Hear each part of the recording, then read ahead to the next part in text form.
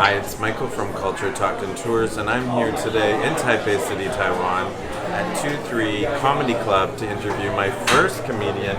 This is Adam Hopkins. Nice to meet you. Nice to meet you, Adam. And Adam is the star of the show tonight? Tonight, yeah, I'm headlining 2-3 Comedy tonight. Okay. It should be really fun. I've done it a couple of times before, and it's always great. Okay. And this is, we're at Saturday, October 5th, and you have been here before? Yeah, I lived in Taipei for about over 2 years, between like May 2019 and September 2021. Okay. And then I came back to do shows last year, but also for a friend's wedding.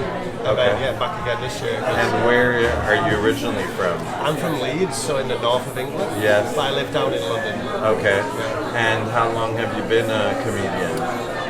I guess over 6 years now, maybe 6 or 7 years. I mean, Okay. obviously there was a bit of a break around pandemic kind of time, Right. but I did my first open mic in like 2017. Okay. And then, but I've been doing it, what I'd say, like, I guess seriously for just over 2 years in London, yeah. Okay. And you're on a tour right now? You were in Thailand a couple of weeks ago? Or We were in Thailand in June, just Okay. for holiday, but I did a few shows over there with the Comedy Joint and Comedy in Bangkok. Okay. But yeah, sort of a tour, sort of a holiday. We were in Hong Kong last week. Yes, I saw Performed that. backstage comedy in Hong Kong, which is amazing. Like anyone in Hong Kong should check it out. And yeah, now Taiwan, and then we're going to Japan in a couple of weeks. Oh, that'll be fun. So if you're in Japan, check them out. And we will follow you on Instagram. Yes. Okay. And how would you describe your comedy? Is it everyday events or? A bit of everything, a bit of my own experiences, some Okay. observation, and then obviously the audiences here really like comments about Taiwan. So Okay. like, what's it like being foreign in Taiwan? And then it's like a lot of stuff around learning Chinese and just your daily life here, and a lot of the expat experience or the foreigner experience. But also, it's important to make fun of the foreigners here. Yeah. So it's more of like empowering the Taiwanese and looking down on the foreign people. Okay. Yeah. And did you start your comedy career when you were in Taiwan, or I is started it when I lived in Shanghai. Okay. So I lived in Shanghai for about 2.5 years before I moved here. Okay. And yeah, I started doing like the open mics and stuff over there, and continued it when I moved here. And yeah, now I do it pretty regularly in the UK. Okay. Is this your full-time job, or are you? No, not full time, just because you can't pay the rent in London. Yes. So like during the day, I'm a writer and editor. Okay. And then this is whenever you can find a gig, or? Pretty much, it's like a few nights a week. I may be in London. I'll do it at least 4 times a week. Okay. But then it's also important to have a break, to have a social life, and Yes. do other stuff as well. But I earn like a little bit of money from it, but there's no way I'm paying the bills. No. But I think it's quite interesting that you made the trip here for a show. Yeah, It shows that you're committed. definitely. I mean, like a lot of my friends live here, and my girlfriend's still living here to finish her university course. So I had the opportunity to come back to just finish the PhD. So I was like, oh, I'll come and live with you in Taiwan for a number of years. It's such a cool country. So I was like, I've got to come back, and any excuse to hang out here. Yeah. Okay. So tonight you are the headliner. Yes. And that show is at 9:30. So it's before the show. Another earlier show has let out. So that's another performance. I think it was a Chinese language improv show. Okay. The club here it's split between Mandarin and English. Okay. So the Mandarin scene is obviously way bigger because we're in Taiwan. Yes. But there's still English, I think, at least 3 or 4 times a week. Yeah. Okay, so I'm looking forward to this show because our mutual friend Alejandra often posts things about your shows here. My PR. Yes, she's your PR agent, and I'm her PR agent. It's like a triangle. Yeah, exactly. I have to do, Yeah, we all work together. I have to do something for you now. Yeah, exactly. So I'm excited to be here because I haven't been to this part of Taipei, and I've come up today to see it, and it's worked out that it's before your show. Yeah. And then who do you look up to as your favorite comedians? Oh gosh, there's so many. Like, Because British comedians are famous for. it's a bit different. Like, I kind of was like not grew up on, but when I started doing comedy, I was kind of influenced by more like US comedy, just Okay. because everyone who kind of was performing when I was in Shanghai was mostly North American influence. Right. So loads of US comics I love to watch. Last year I got to see John Mulaney perform live in London, which was amazing. I love comics like Shane Gillis, Mark Norman.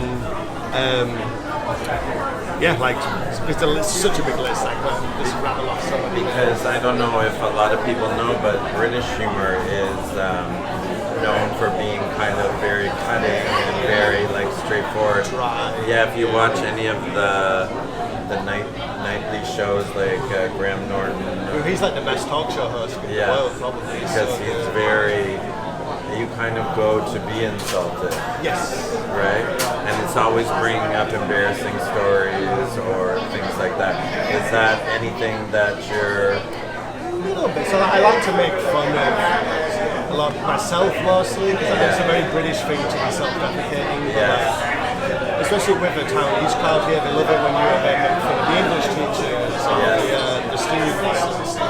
Right. Oh, we love it when you comment on maybe something that's normal in Taiwan, but back home is different as well. So to an extent, we like it when you make fun of the Taiwanese as well, but they shouldn't be the butt of the joke because we're guests here, obviously. Right. But no, it doesn't mean they're immune to being made fun of.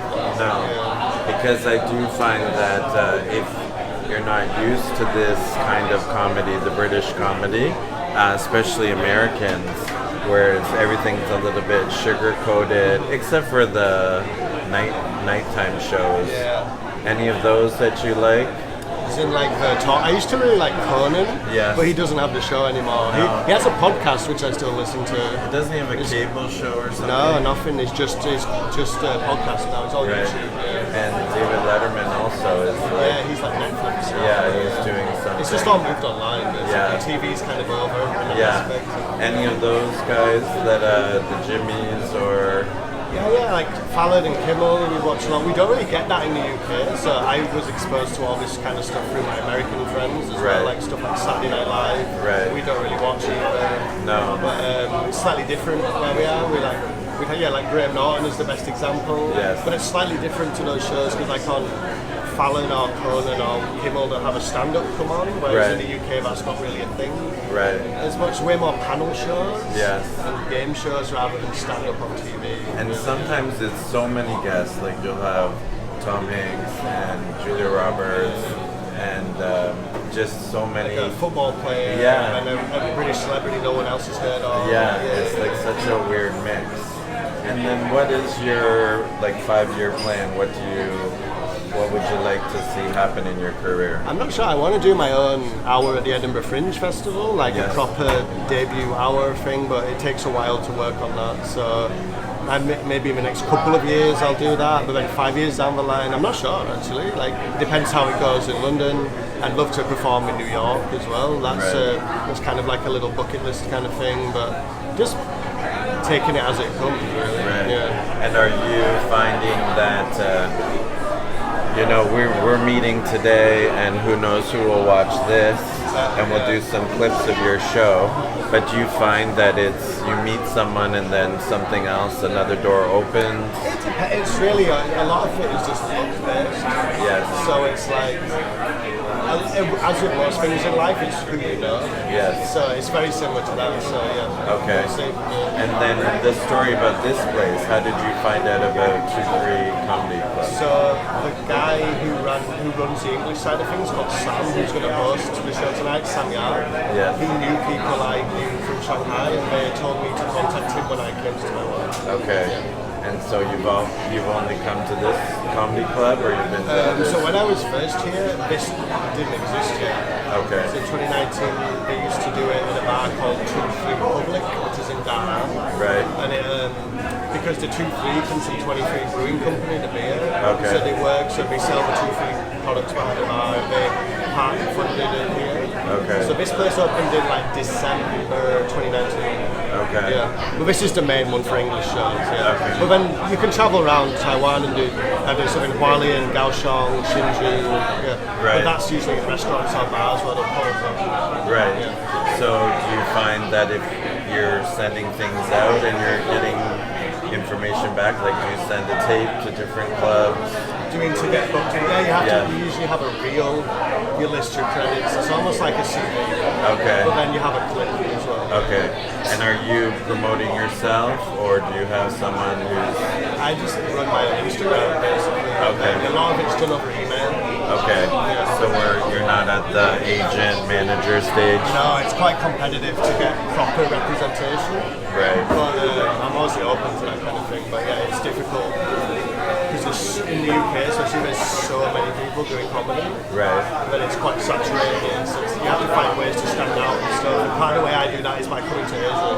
Yeah. Because I'm better connected than most people are back home to this part of the world. Right. In terms of being able to do shows and stuff. So I just use that to my advantage. And it shows that you're interested in promoting yourself if you're willing to get on a plane to do it. And do you find that a lot of the comedians that are out right now, sometimes you see a show and it's very kind of lowbrow, like what do they say, the low-hanging fruit, like it's the obvious joke, whereas it seems a lot of comedy has gotten a little watered down. I guess because a lot of it now, because it appeals to a wider audience through TikTok and Instagram Reels and stuff. Right. So your average consumer might not be as well versed or maybe not as nerdy about it, so they just want to laugh at something easy. Right. So you have to appeal to everyone in a way, but then eventually you gather your own audience and you can be a bit more niche because they like you for specifically what you do. Right. But then if you just go perform in a normal comedy club on a Friday or Saturday where you're just on the show, you need to appeal to a room of strangers, basically. Right. So you need to have the stuff about dating, or hey, have you guys seen this in the news, kind of thing. You need to have like a mass appeal almost. Yeah. Right. And keep current. So you're always reading the news. Yeah. Well, I work in journalism, so I kind of have to help. Right. Yeah. And that helps for writing your material as well. Yes, I'm used to writing. Right. And are you finding that sometimes that we're worried about cancel culture with comedy, so it's kind of a little bit, it's not what it used to be, whereas, you're worried about offend. Yeah, there's topics that you can just avoid because it's not worth tackling them. Yeah. There's plenty of stuff to talk about.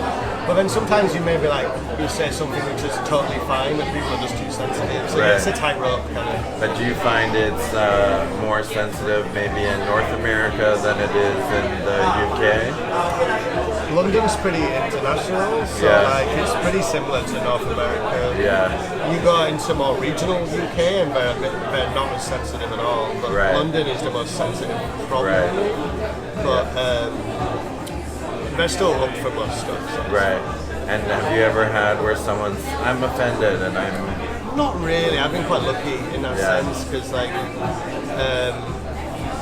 it's just kind of like you're at a comedy show, like... Yeah, context. Yeah.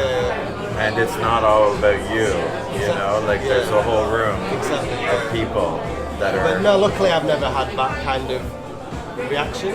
Right. I did find, because a lot of the comedy I did was in Asia first, and you talk about race and nationality a bit more, and experiences, but then in the UK it's not as common. Right. So I can't be like, I was in Japan, and I'm very like, oh, you can't talk about it. But, you just have to find a way around it a little bit, and you just have to appeal more to, to the audience you're in front of. Yeah. Because in Asia they want to talk about Asia. Right. Whereas in the UK we don't. So you just need to change it. So you really have to read the room. Read the room, read the room and kind of keep it. It's for who it's for. So like, a lot of jokes I'll do today I can't do at home. Right. Because they won't understand the references, they won't have lived the experience. Right. And then a lot of jokes I do in the UK I don't do here because you can't relate to them. Right. Yeah. So it just means that your repertoire of work is got one section and pretty much, So I love coming back here because I get to do some of my old favorite jokes. Right. And it's always interesting to me when people are trying things out. Do you try it out on friends or? Usually we have open mics where Yeah. you can just throw stuff at the wall, see what happens. But my friends who are comedians, we usually run stuff by each other a lot.